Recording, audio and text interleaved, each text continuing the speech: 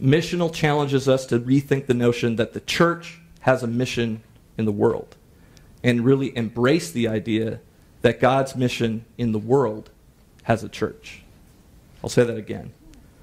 The church does not have a mission in the world. God's mission in the world has a church.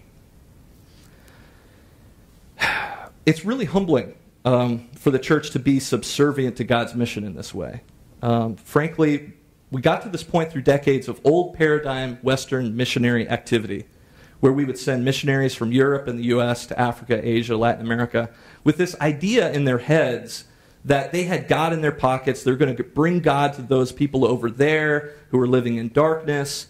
And they quickly realized after they got there that God was already there.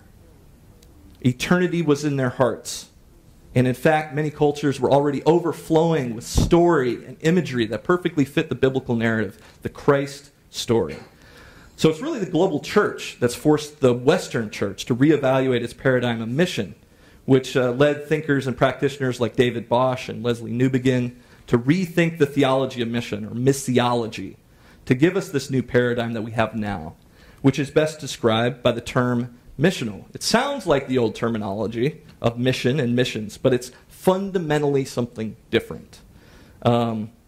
Bosch was a South African who wrote a book called Transforming Mission in 1994. Newbegin was British, but he served many years in India, had most of his missiological writings, which have been so influential, published in the late 80s and early 90s, all of which led to the publication of the seminal book Missional Church, a vision for the sending of the church in North America in 1998. And it's 14 years later, and we have now in full flourish this emerging missional church movement in North America. And that's why we're here talking about the missional church and trying to answer this question of what it means to participate with God and what God is doing in the world.